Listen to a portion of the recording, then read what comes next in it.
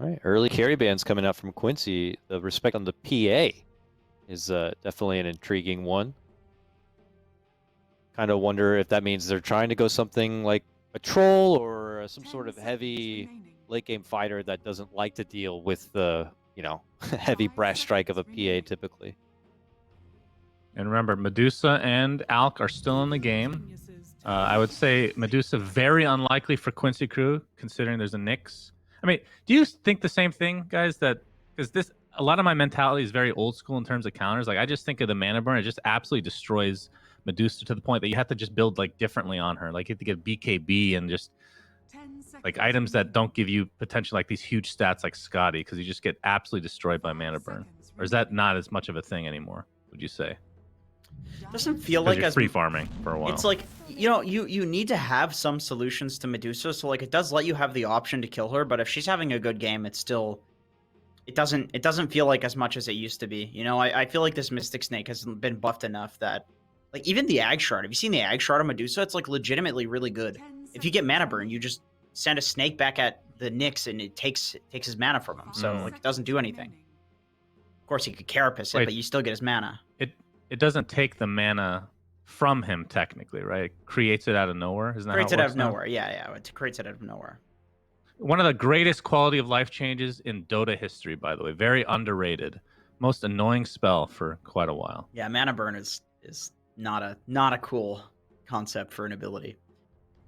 Anyway, look at these bands. EG has their 2 supports. Quincy Crew still, I mean, based on what their drafts have been like thus far, still need a position 5 or 4, depending on what this Witch Doctor is going to be. I assume it's a 5. Probably a 5, yeah.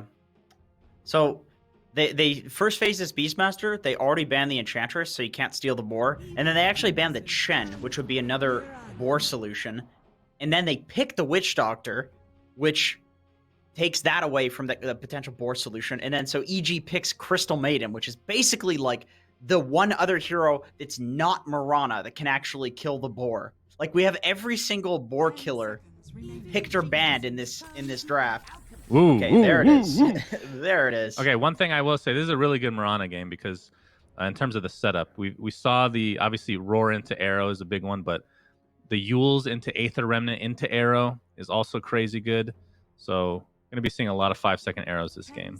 But do they have enough to deal with Alk? I mean, this is a very it feels like a very fast-paced lineup from Quincy Crew. So that's technically a benefit against an Alchemist that just wants to sit and farm for at least a certain period of time. Actually, you said it. Like, Yuar's the type of guy to play these ranged carries. And also, like, the draft that they have so far is really fast-paced. And I think a way that you can make it more fast-paced is to put the Mirana as a carry, which I've actually seen Yuar spam back when that was a very popular thing to do a couple of months back when she just got buffed with the Aghanim Shard with the crit.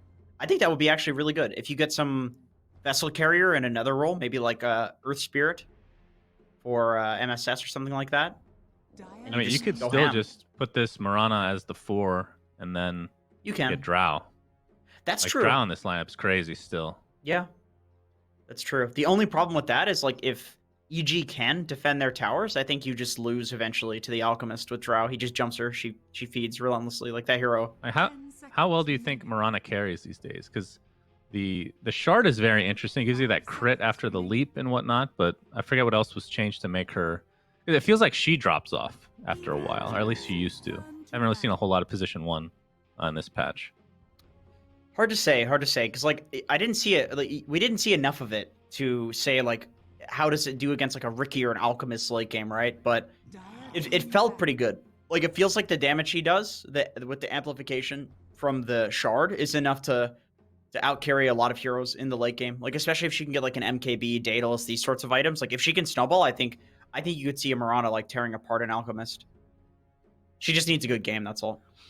So this is where we're going to find out. I mean, they're banning offlane heroes for Ice, but you talked about the possibility of having Alk as that. We're just going to assume it's not an offlane because I don't want to get too excited quite yet.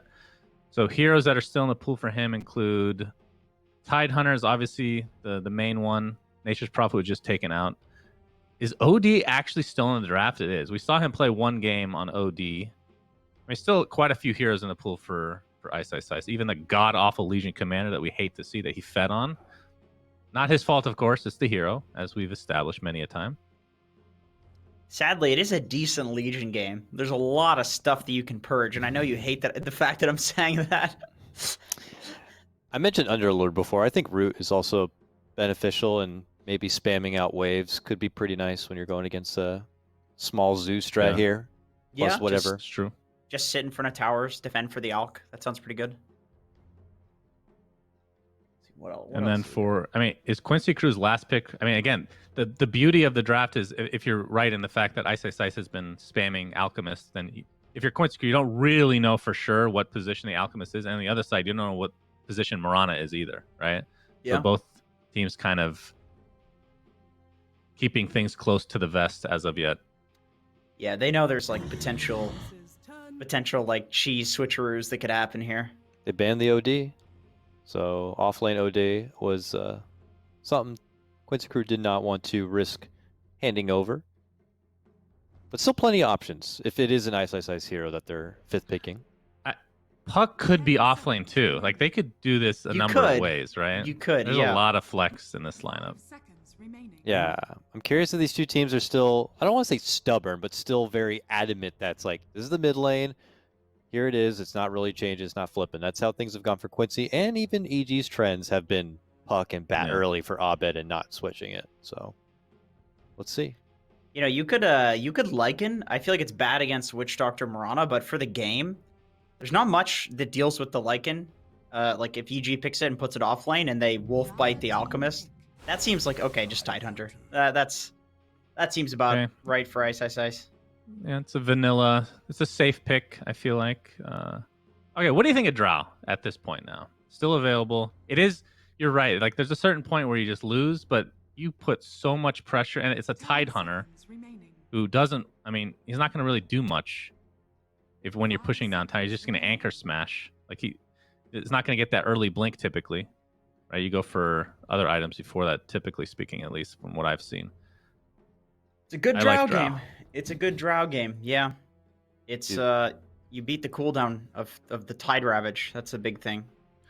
I mean, you could also if this is a support Medusa. I was gonna say Jug could help them push as well, but they go for a slower hero. Medusa Alchemist. Okay. That's a battle of meta titans right now. It's a battle of titans already with EG versus Quincy. Gentlemen, the picks are done. You gotta make a prediction now. Medusa against Nyx. All right, we're going to see how hard that gets countered. You know what? I am going to go Quincy Crew, game one, for no particular reason, because I think it's going to be a good game regardless. I'm going to go EG. I think picking a timing hero into Alchemist is never correct. I think they're going to give the Alch too much farm. He's going to stomp them. I think RTS is going to win this game. All right, let's get into a break, but when we come back, we have Lyrical, we have GoDz, and we have special guest Aui2000 joining us once again on the mic. We'll see you soon. Hello, ladies and gentlemen, and everybody that are Dota fans. We've got a great one for you today. It's the game we've all been waiting for. I'm joined by some fabulous guests as well. We got Parker, GoDz, as well as Aui2000 here to do the broadcast. Gentlemen, how you feeling about the game? Did you guys particularly like the draft? Either of you have a particularly strong response to it? You know, I'm excited for the game itself. I'm happy we get this kind of carry battle, the Alk versus Dusa. You know, we've seen some slow-paced games with these heroes, but very strategic games. So I'm looking forward to it. And Aui, you feeling the love? Do you love Dusa? Yeah, I sort of like how Quincy Crew are approaching Alchemist. I think a lot of the time you see Alchemist in pubs, and people say like, "Oh, you need to like all in, pick like some." I don't know what's the most aggressive carry there is, and just like go all keep running at him. It's a very hard style to pull off versus a team like EG. If you don't have the scale to match Alchemist, you're on a timer. Because Alchemist is like, this hero's insane in the mid-late game, and he's not like, if you run around after him and you're both only farming one neutral camp, he's still getting more gold than you. You have to like be able to steal his camps and prevent him from farming. And a hero like Dusa is actually surprisingly good like that. Like if they get lanes well, Dusa's gonna farm aggressively, but they're actually doing something pretty smart in EG, right? They pick this Tidehunter because they see the Beastmaster, and they're going to limit like the strength of the cores by going aggro tri-lane. Sorry, the strength of the supports by going aggro tri-lane. If the supports are low level because they're dealing with the aggro and sharing EXP, they're not going to be able to pressure Elk on the map. Yeah, this feels like an EG special. They run this like aggro tri-lane, this RTZ playing in the offlane more than anyone else, and they're going to force Mirana already to kind of TP up and go for a full tri-lane versus tri-lane. Well, and this sets us up for some really interesting things in the mid game as well. Sometimes these tri lanes end up just being, you know, the two safe lane carries sitting back to the jungle and farming afterwards. But we saw that Beastmaster stat, one of the top heroes right now getting picked all across. And it feels like Leslau as well as Ice Ice Ice are going to be two of the main players in this one that need to, you know, just make the big moves together and be the ones setting the tempo around the game. I like at top, both Crit and MSS, they both bloody blocked the big camp. I think both sides not wanting it to spawn. I'm not sure who it actually benefits more. EG have the side pull, MSS has the arrow to clear the creep, but it seems like both wanted to block it. Go on top. Nice combo as they throw out that arrow, able to connect, fly, in some trouble, and one last punch from Yuar, able to get the kill. In spite of being a little bit down in CS, very deadly tri-lane up here for Quincy Crew. That was a really nice sidestep from Yawar. He has like the presence of mind. They're going on to CM, she's arrowed, but he's attack animation canceling, so he can get just out of Crystal Nova range. If he gets hit by that Nova, they don't get the kill. Just flies the Solve there to live. It's a pretty big difference maker. Very nice. You can see that already having a pretty close going of it up top here as Crit hiding off in the trees, and looks like they're going to spot him LOA and MSS, but not really a kill potential if Yuar is not nearby. Abed's doing really well in mid so far, by the way. 11-2 to the 5-2 of Quinn. Gets another deny. And yeah, Quinn's having a bit of a rough time early on. He's trying to rush the bottle, which is partly why he's having a bit of a struggle in this lane. Yeah. Abed actually already has his completed, though. So definitely, I mean, I think everybody's been talking up Quinn and how good he's been out of the mid this entire season.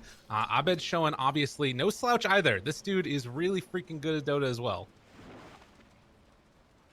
I think the interesting lane this game is going to be bottom, because this has always traditionally been like a Tidehunter counter pick.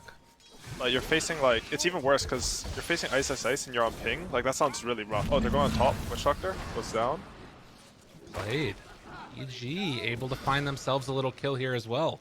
Yeah, so do you think that it's mainly going to be like sort of how does Leslau manage to find farm in this lane, or you think it's like that he's how do you play this if you're him? I think you're screwed at this point, to be honest. Like, you're on ping in your off lane versus Tidehunter who got to double wave you. Like, it's a really hard matchup. Like, EG are actually just stopping these lanes. Dusa got that first blood, but this lane decision by EG was really good, because if you just put a Tidehunter versus Dusa, like, Dusa's really good versus Tide in lane, because you just, you keep nuking him down with your Mystic Snake for free, and you just keep pushing the lane into him. But right now, like, I think there's a beyond free farm Tidehunter. Oh my god. Solo kill mid lane. Dude, Wonka. this game started off by Quinn and Arteezy tipping each other, and Abed has just sort of come in and like completely started wrecking here mid, looking really good on this puck. Yeah, and 4-minute runes coming up. Quincy have their supports ditch the top lane for now. Crit is trying to secure it for Abed, but luckily MSS able to snag the Invis rune. Otherwise, this mid lane would have been a disaster if Abed got the bottle refill. Yeah, it's a good clutch by MSS there. I think, man, this game's it's not looking the greatest for Quincy Crew right now.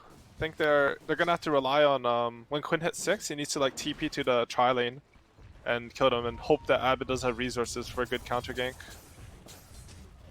Jeez. Well, mid though. Maybe? Yeah, can he get the return kill? This would be good. Yeah, I mean, he thought about going all in for that one. Ends up expending a good amount of resources here. And Abed is just going to have the salve brought back out. Tries to regen up, and we'll see if he can get the bounty rune afterwards, I guess. Like That's a really nice salve by Abed, because he killed Quinn, right? And the response of a lot of players is to buy like some small items and be greedy. But instead, Abed, he brings the salve, knowing that he killed him and Void Spirit's going to be up on resources. He doesn't want to lose in a bounty rune fight.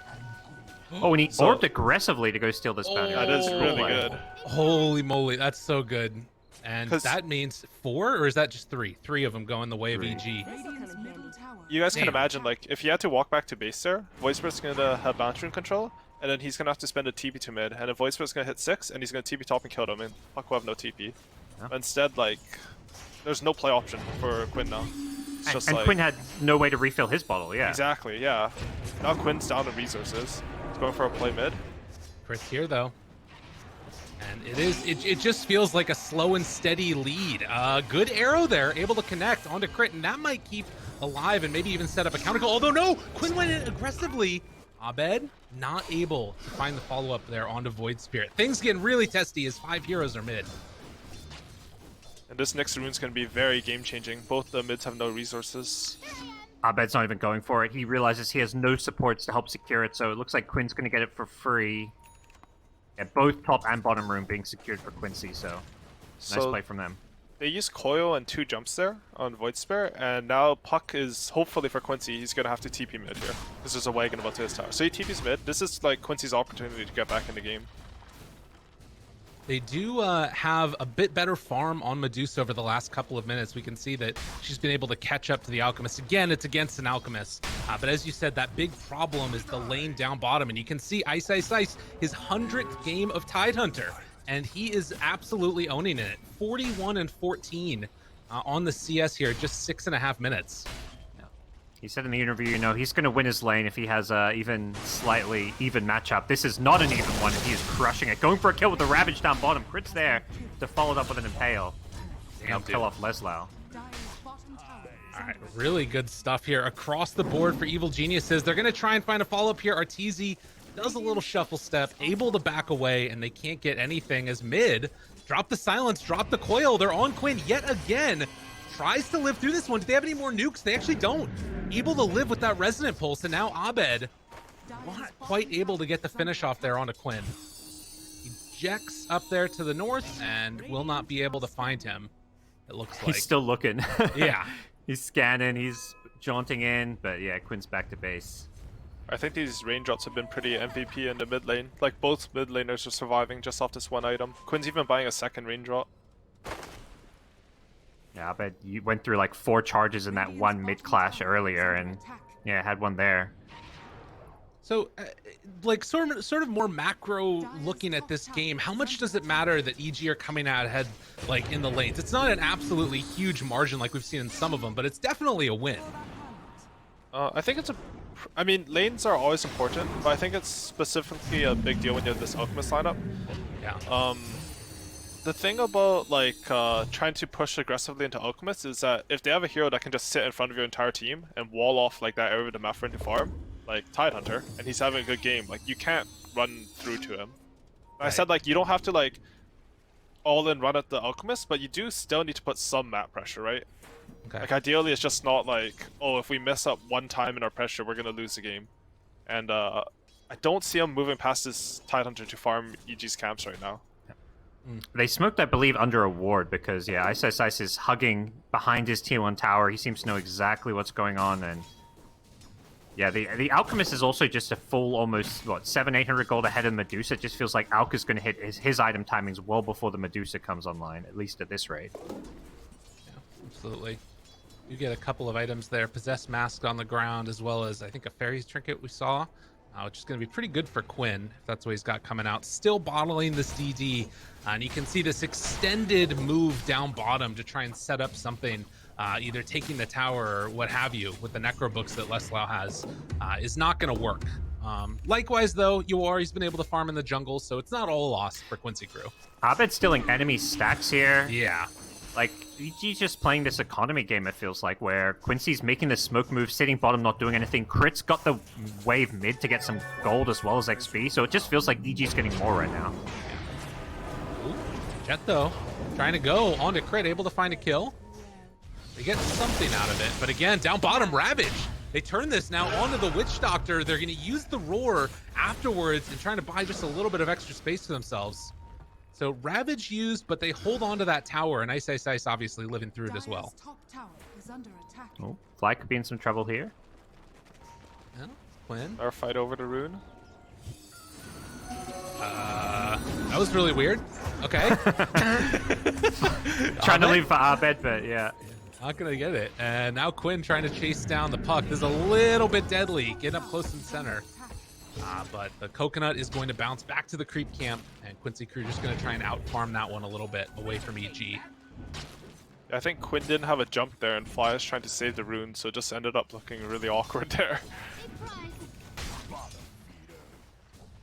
Yeah, I'm just trying to figure out how Quincy Crew like try to open up the map and get some tier 1s. It just looks impossible against this Tidehunter. Like if you have all your tier 1s up, like it's really hard to push forward, of course, right? And this Tidehunter's just gonna go to any tier 1 they push and just stand there. I mean, obviously he's really fat, like this Tidehunter. I don't think they can touch him this game. Yeah, he's about to finish the hood, which is going to give him a lot of extra survivability as well. And he has a possessed mask, which is honestly when you gank him, like if you hit a creep wave, like you're getting an extra couple hundred HP from that. It's crazy. It's like all the extra strength too. It's just Yeah, it's a kind of really good item insane. for him. Man. Well, things definitely going well for EG as Arteezy continuing to farm. This is where we've seen him so many times throughout this league, is just on the other side of his map while the rest of his team does stuff. And it doesn't even necessarily feel like EG really have to make that many moves. It feels like the impetus is on Quincy Crew to be making those moves, and they're going to try and do it now. Oh, They got the level scanned 6 on there. Witch Doctor. They got scanned coming in. Oh, they knew. Arteezy heads up. I don't know if it's him scanning. Whoever did just saved his life. They're going to try and move through the jungle here and find him on the backside. This is a good move from Quincy Crew. If they can find it for the kill, jump in, Coconut connects the Maledict as well. He has taken a ton of damage, and that might just be enough to take him down. Arteezy will hop to the Maledict in a moment. Maybe, yes. Quinn gets the kill. It comes at the cost of LOA. You take that one every day of the week. But if they lose Quinn now, that might be a little bit worse for the wear. Lore comes out, trying to show up. Leslie turns on the crit, finds that kill. So they find another follow-up pickoff, and Yuar moving into position, but the Ravage comes out in time. MSS now moving over, trying to take down Fly. They're fighting in the jungle. Leslie going to drop. Abed gets out. Now Ice is just going to walk at Yuar and say, come and deal with me, dropping the items on the ground. Oh, what a guy. It's the classic Ice. Huge team fight. I mean, both teams play that well with like some really nice responses, but you know, I think Quincy are going to be happy they killed the Alchemist, but it did come at pretty heavy costs. Yeah, I think right now, Quinn doesn't really have a game. Like, he's way lower in net worth than even I thought he would be. I don't actually know what happened. I think it's because he was just trying to hang out bottom. Like, he feels like he has to force something to happen this game, but he's like sacrificing his game to do it. They're going on bottom a little bit. Well, trying to do something here, but again, this is a big fish man. They might eventually kill him though with no Ravage. So Ice. Just a bit too far forward, and MSS lets him know how he feels about it. that was an insane play. Like, yeah. And the tier 1's alive, you're like basically at the tier 2. I mean, he's not top net worth on his team, so it's not too bad, but actually, I was just mentioning, like, Quinn doesn't have a game, that actually gives him something. Because it was a lot of EXP for him. Also, as Tidehunter's dead, they might pressure this bot tower, which is huge. More importantly, if he revives here, uses TP, they might be able to get a different tower. Yeah, and no Ravage for 60 seconds. So the combo of the Ravage and then, like you said, that death has really opened things up for Quincy Crew. Will really TP in, but Quincy, they have 4 heroes down here. Are they going to make this play? I mean, it's a smoke up from ballsy. Puck and Fly as well, but they know Ice is back here. He has no way out. Help. Their Coconut going in. Maledict as well. Everything dropped on his head. And I think Ice is dead. They're canceling. Well, they're still going in with the TPs. Abed goes in for the coil, connects onto 2 of them. Fly there as well. Wants to pop the ulti and make something happen here. But in the end, it's MSS and LOA. Although if they can get less loud too, that would be big. War moving in. So much damage. Has the Stone Gaze. Needs to make something happen here. The silence onto several. Leslie goes down. Doesn't quite connect, but they do get the puck. And Abed dropping now. A couple quick and important kills from Quincy Crew. EG still took down 3, and Quinn's looking for more as he finds Crit here.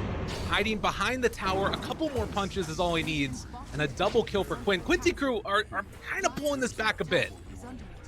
Yeah, that's a really good play from them. I mean, of course, Oak was farming the entire time, so the GoDz didn't change. But I think the EXP, I don't actually know how to check. I think we went over this last time I cast it. I don't know how to check the EXP graph, but that looked good for them. F7, there you go. We got it. Nice. All right. Yeah, so it's a big EXP swing for them. They're on Alchemist here too. Oh, LOA gonna steal it. Nice. Will he die for the other one? No, he's he's looking for it. In the meantime, Fly was able to get the bounty rune up top, but he does pay his for the price of that one with his life. Yeah. It's an Alchemist bounty rune, so you feel pretty good at, with that as Fly, but Oh man, they got the bot tower so they can actually play Dota, so that's like a huge sigh of relief from the Quincy crew side. And more importantly, Quinn's actually starting to get a game. Like in the last couple minutes, he got like 1500 net worth or something. Maybe 3 minutes, which is like... It's not amazing, but it's more than you expect, like with this poor start, I think. Yeah. Plus the levels. He was like level 9 or 10 when I Yeah, was something. yeah, He's that's already huge. level 12. Like. I mean, but you can see like how Quincy crew like watched. Oh, what a combo! Oh, that was spicy. And now Crit is forced back and away, giving the tip back to Abed. What a combo. Yeah, this Void Spirit versus Puck matchup is actually a sick matchup because they both counter each other, right? Like, ooh, Arteezy charging up to stun. They They're not please gonna walk come up to my high high ground. Dire have a ward though. They saw himself stun. It connects. Arteezy's in trouble. They got him Ravage under to the right. Oh, Maledict down. It Jam misses onto Arteezy though. That's going to be a punishing one, and they got to back out now. As everybody tries to retreat, Quinn went a bit too far. In the meantime, they did get that tower. And it looks like they're likely going to lose LOA. Leslau should have a free path out of there. But yeah, they take down that Witch Doctor. It's a very nice Chad play by Arteezy there. He knows that like he has SMY Battle Fury at like 16 minutes. Even if you max arrow stun him with like all the stuns of Quincy crew, he's not going to die there. He's Ravage behind him. Very nice map control play. They're setting up on him again, though. Up top, Roar comes out, arrow afterwards, and, well, SNY is nice, but when you don't have chemical range, it's a little bit... That's Alright, you need the chemical You're range right. and the Ravage behind you. Those are the conditions, you know? Yeah, I think the Ravage is the big one. When Ice is there, they have no. They basically, stunning all of the Beastmaster summons and all the right click damage. It just changes everything. Yeah, even just like one Crystal Nova with his Auton, he can't die. But like if you're alone like that, that's a little rough. That was a.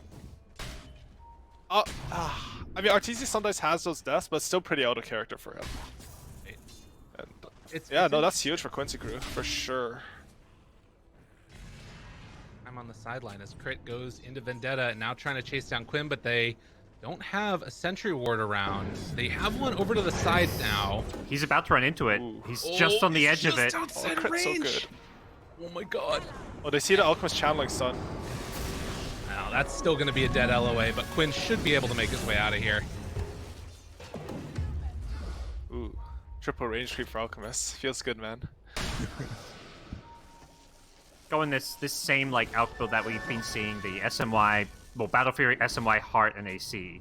It feels like once Out gets these 4 items, you kind of reach this kind of unkillable status. Yeah, Quincy could have some really good wards up though, I gotta say. There's some nice vision right now. I think once Witch Doctor gets up, he's gonna TP somewhere and smoke them. They have his OT up, and they want to use this. Oh, he almost has Orcan Void Spirit, so they're gonna get that, and then they're gonna go. I think. You can see there the Puck Void Spirit matchup 31-30. So clearly it's going to be 31 each after this game. Hey. If we want to keep that balance. Who's leading right now? Good question. I missed it. It looks like Void Spirit is. Knoxville's yelling at us in Discord, so Okay. shout out to him, keeping us good. honest. Okay, smoke up from EG here. They have Blink Dagger on the Tide Hunter. They're looking for this Dusa. I think SCG might tank the smoke. He's walking a really nice path. Radiant scan, they hit. Ooh, Hello, hello. Monko. That's fine. He's perfectly happy with that. And they even got most of the Ancients on their way out as well.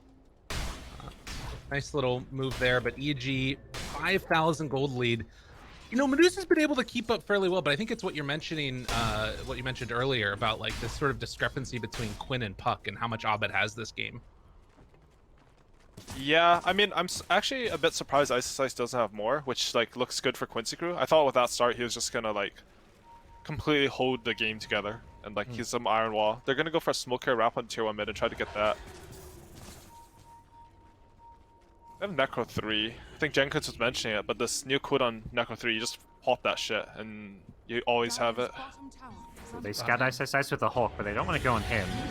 Instead it looks they like Fly's find going to one. get picked off. Nice They little might pick turn off this on here. Void Spirit. Abed, he drops down the Abed court. has no Everybody else backup, is though. gone. Abed's such a Chad. I think Abed's dead. Maybe He's not. gonna We'll see. blink. Jump. Tries to Yeah, get he's out of fine. there. All right, Oh, bro, Eloy's not chasing. Abed never dies in those types of fights. He's just he's actually, I think he's the best in the world at that. Like the small skirmishes, split pushing the map. Like I coached him for a while. He just never dies. Just chill. Look, guy. Beastmaster was like halfway through a raw animation, but it Yeah. never really felt like Puck was going to die at the same time. Movement up towards the top side now. It looks like EG want to try and control this area of the map. Obviously, we haven't seen anything akin to that, like taking a tier 2 tower before the 20-minute mark. But there is still a pretty pronounced lead that you've got on Evil Geniuses as they finish off the AC on Alk and also have the Aghanim Shard.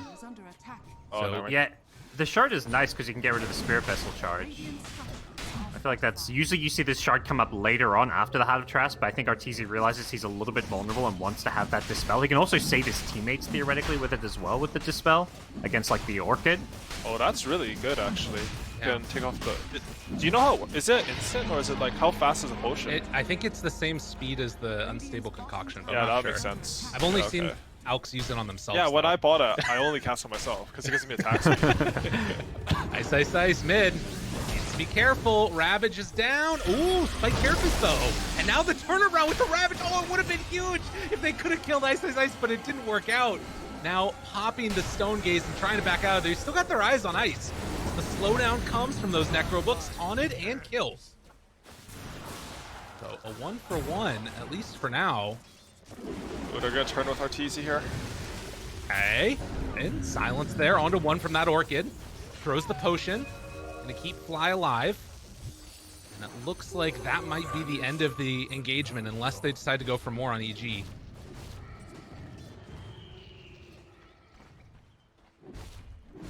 So that's Ravage down. It was Ravage for Dusal, and Dusal's a lot lower cooldown, so we might look at Quincy Crew trying to take this mid tower. EG have this Aegis, but honestly, it's like it's an Alchemist Aegis. If you die with it, you don't have ulti and stuff anymore. Right. Feels like they're Nice, going to nice. just be farming with it and kind of almost, if anything, used it just to deny from Quincy getting it at any point, because I feel like Quincy with the Medusa Aegis, that's dangerous. Yeah, I mean it's a type of Aegis where if you farm with it and you prevent the enemy from making any plays, like you just feel really good about it. You do look for a fight when you have like a minute or so left on it, but you're not like stressed to do something with it. That's actually my favorite type of Aegis. Well, in fact, it's interesting. Quincy Crew are the ones that are feeling much more confident moving around that. They even pressure this tier 2 tower down bottom a bit.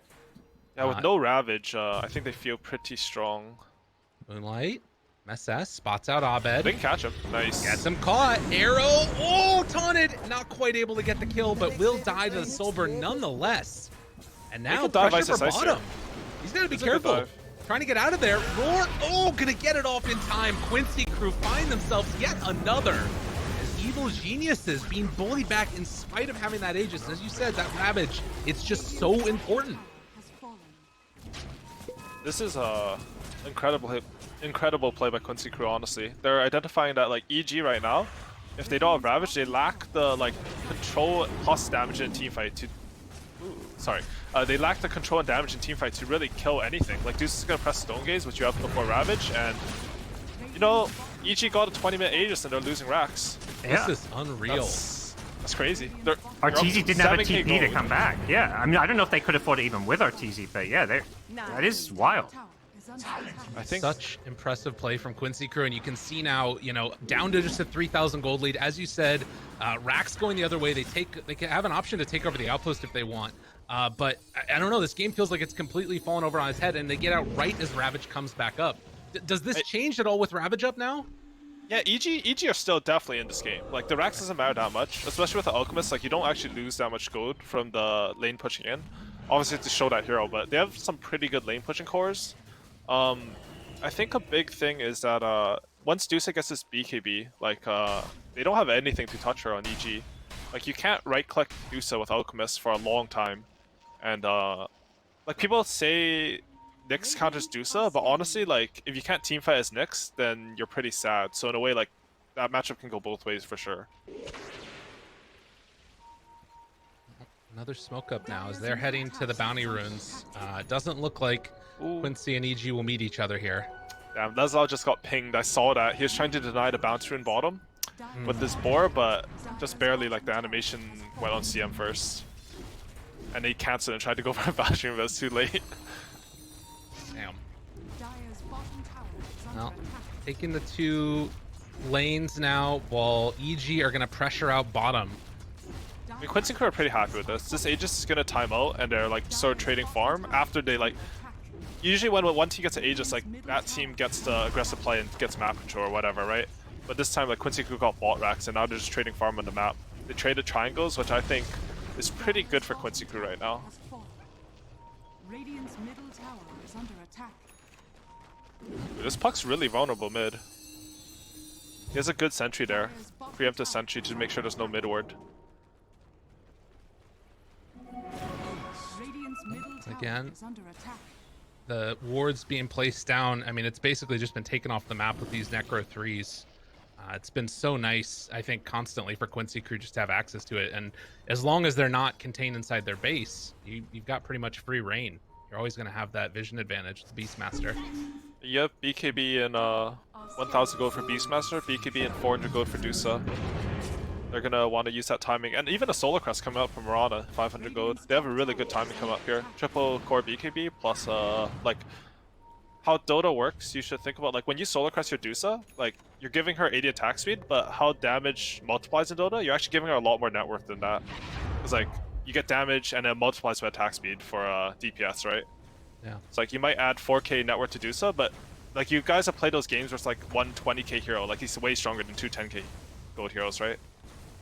So Yeah. they're just gonna all amp up this Dusa Beastmaster or Vlad's and Solar Crest, and he's honestly gonna be the same net worth as Alchemist or higher in effective damage. Plus the bullwhip. MSS using the bullwhip on Deuce as well. Of course. Got all the buffs. What a guy. ED. They're smoking, but not finding a whole lot. They've reclaimed their triangle a little bit as far as trying to do some dewarding, but there's still some vision there. Quincy Crew, just in general, have constantly maintained great map presence and map control with all their wards. Vision. They spot Abed here. He's used an orb. Can He's they got the catch Lincolns him? at least. Jason. Ooh, good jump away. Fly just barely outside of range, and they got to be careful about this. Arteezy channeling up that stun. They have vision here, though. They see that he's going to self-stun, and it doesn't look like they want to chase that one. A bit too scary. They should do a Kaidi chase here. He uses Alchemist out. They know they can take control of the area. Right before that happened, they got the Elven Tunic, too. Oh, yeah, that's a really good item, Handusa. He was actually sporting some mediocre tier 2 item before that, like Quicksilver Amulet or something. And Quinn had the Aquila, which is sort of weird, but maybe he needs the armor. I think, honestly, like, this game, like, I think this gets said a lot, but it'll come down to the initiation. I think if they get a good, like, Ravage into Alchemist stun and blow up one hero, like, that's how EG can win the team fights right now. Like, Quincy Crew are down 6k, but they're not weaker in team fights right now.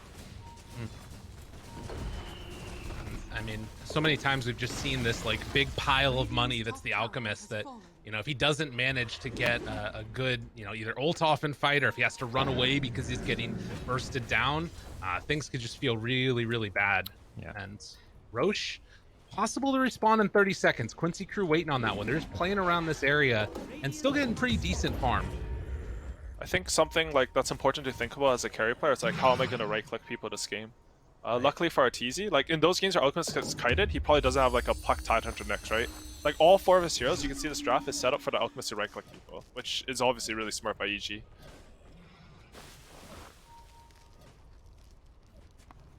Well, the perhaps caveat to that is there's 3 BKBs now on Quincy Crew, so I think they've That is itemized knowing true. that. Yeah. Yeah. Yeah, we need to not get stunned, or this Alchemist will kill us. But Yeah, it's- I think that's where what you mentioned about the initiation comes into play, where EG need to blow somebody up before they can pop their BKB. Yeah, that's really smart actually, because you can think about if you think about Quincy Crew's lineup versus EG's, all they have to do is wait out this Alchemist ulti. If they wait out the Alchemist ulti, there's no damage. And Abed is trying to go for a Desolator, but honestly, I don't really see him being that big damage dealer for someone like a Dusa. Is up, they see them. Back. Roche, quick respawn. Ice, use Blink. He is crazy. SVG. You see a Tidehunter, Crazy Tidehunter blinks her, and you run at him and cask him as a 5 Witch Doctor. Yeah. He's got the shard. That's why he can be a little bit even more of a True. frontliner. We've already seen him tanking smoke ganks, but with the shard, you have that kind of Motions up. self-save. My back status right now. A lot of Radiant have it. They're very, very close on Tidehunter.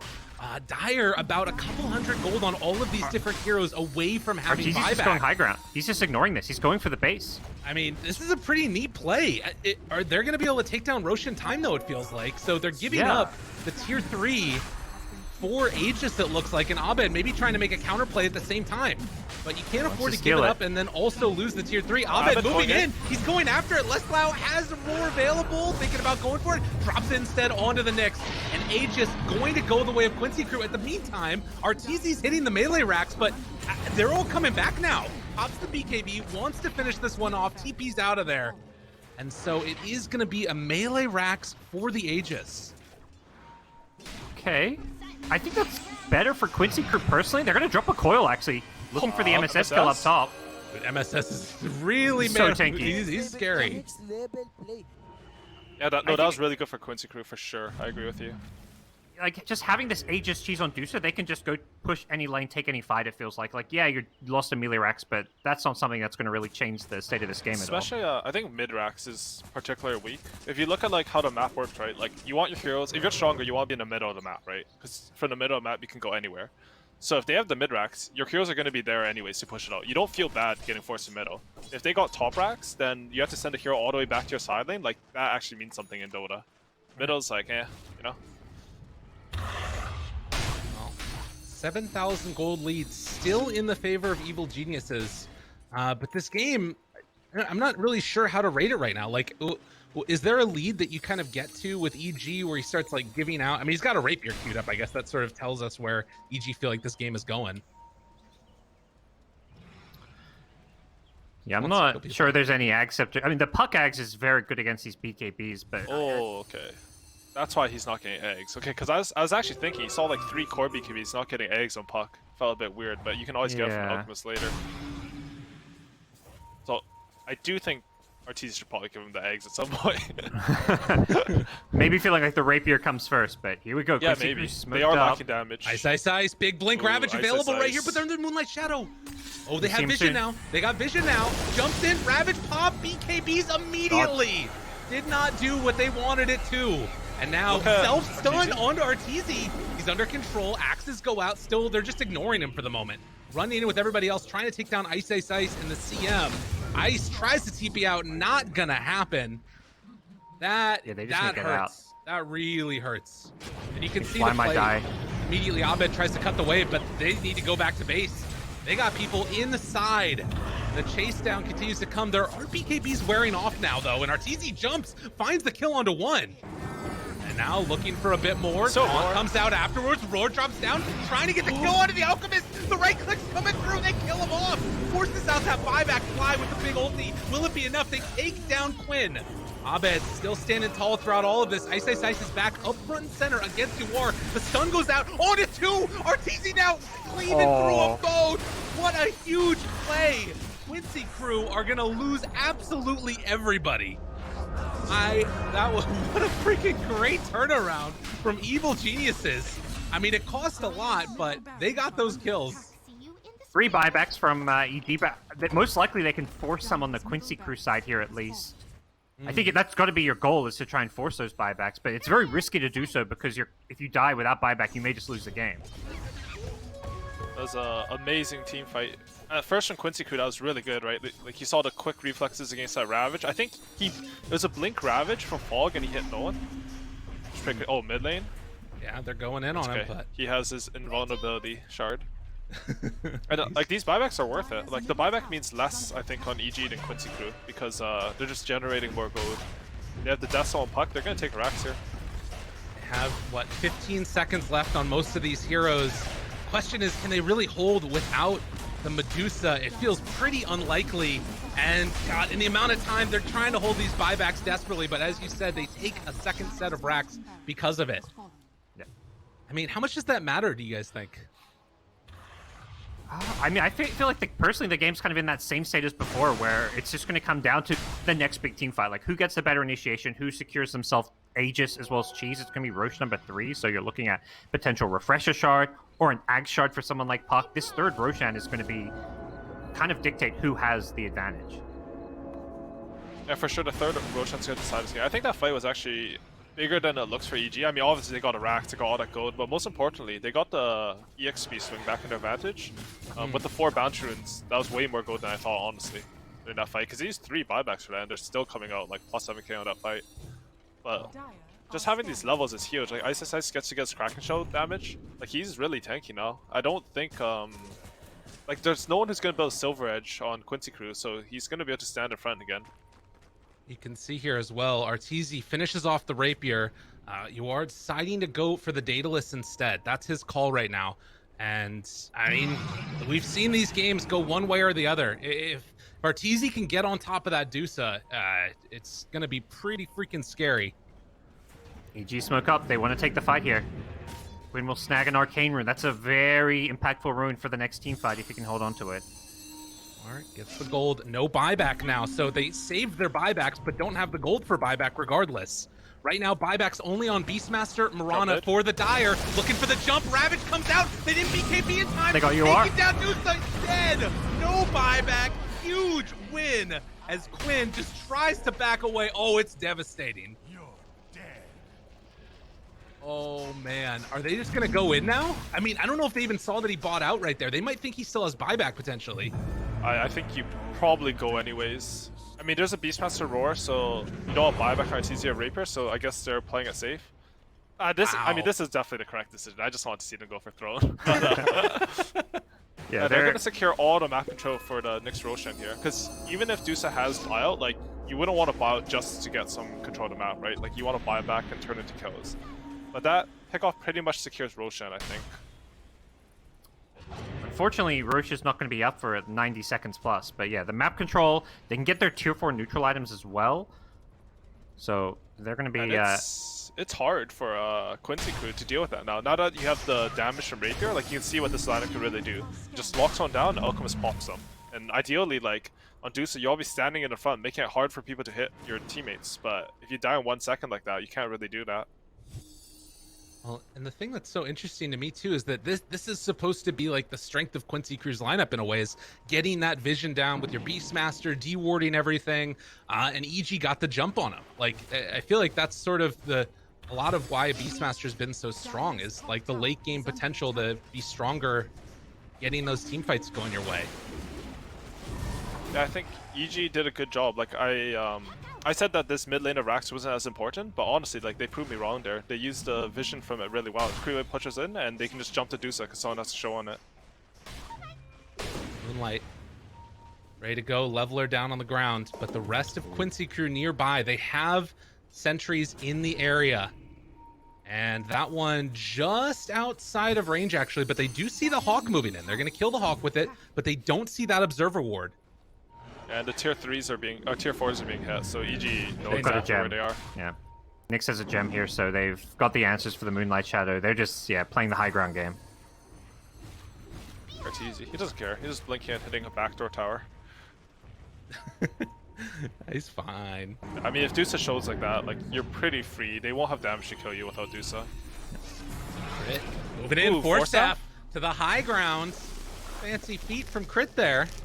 And LOA forced to TP to the tier 2 tower. Got the D ward though. That's that's pretty important. That's pretty cute. And both teams have gems now. They know that this last fight will determine the game, so you're just putting any resources you can into just one fight. Now a flicker on Arteezy. That's going to give him a lot more survivability. The movement speed is nice too, since he's playing without boots. This is going to help his game a lot. 19,000 gold lead, but the important things to watch for: buyback status. It's coming off of cooldown right now, pretty soon here for the Radiant. Still a minute and a half. LOA, oh, right on top of him, going for the Voodoo switcheroo, but on the other side, they catch the kill on a crit. Abed? Oh, wow. Abed? Thinking about Stolen going in gem. for more. Wow. Just charges in there, gets the gem. Good pickup. Oh, and the timing of that, Roche is respawning early. It's come back up already, and Quincy Crew see it. They know this. Without Nyx, that's a lot of the control that EG are going to be lacking. So right now, Quincy Crew, they need an Aeon Disc or an Aegis to play versus Ravage Alchemist combo, right? Because you can't let the Dusa die right away. So right now they're going. This is like their only win condition, I think, the game. And a quick respawn sets it up for them perfectly. Courier goes down. Nick's still 30 seconds away. Throwing Smoke out up. those arrows. Smoke behind. Looking for a play here. Arteezy ready to jump in on everybody. BKB Great right with the BKB. BKB. Comes from Yawar, saving his life. And Ahmed, he snatches the Aegis. Oh, that was so needed. Now tries to jump away. Arteezy is in a swirl of hurt, though. Goes for the flicker out of there. Manages to escape. Fly on the other He's turning. side. trying to Arteezy's do back in. So much damage in the jump onto Dusa. Now in trouble. Now dead. No buyback for Dusa. And look at that Alchemist run on in. Triple kill for Artur. Dude, that flicker was sick. Oh my god. Ultra kill. Go for more. Make my day, please. He's chasing in. Wants another. GG's already been called. Evil geniuses will not be denied. Wow, what a team fight to end the game on. Yawar was ready for it. He knew the one play EG were going to make, got the fast fingers on the BKB, but Arteezy just played that team fight so well. Damn, dude. So many dispels, so many answers. That game was wild. I mean, Aui, going into that, like, did it kind of go the way that you felt like it would? It felt like after the laning stage, we were all kind of writing off Quincy crew, but they were able to pull it back, and then EG just sort of, smacked the hammer down. What do you think about the sort of relative strength of those two teams after that game? Honestly, I think Quincy crew played really well this game, but EG had like a really solid game plan and they executed. After the laning phase, honestly, I think like EG's strategy was showing through. They made a couple of like sloppy plays because I think they're getting a bit cocky, but their team fighting is, I mean, obviously they're top tier team in the world. Like their team fight is going to be top tier, and they really displayed that this game. Even if team fights didn't start perfectly, like they were able to get the most of the situation. Like that last fight, Arteezy lived with like 300 HP or something, right? Like that was game. He would have dropped Rapier, Dusa would have got it, and GG. But instead, like they're squeezing out everything from it, and everyone's contributing really well to it. God, that's yeah, it's crazy when you think about it and you put it in that perspective. Like if he goes down, that's it. That's game the other direction. But instead, they managed to take it. Abed, of course, also snatching that Aegis. All those plays, super solid stuff from Evil Geniuses as well as from Quincy crew. But that's not it. We still have more games to be played in this best of 3. But for now, we're going to go to a quick break. We come back. The panel is going to break down all the action. See you guys then.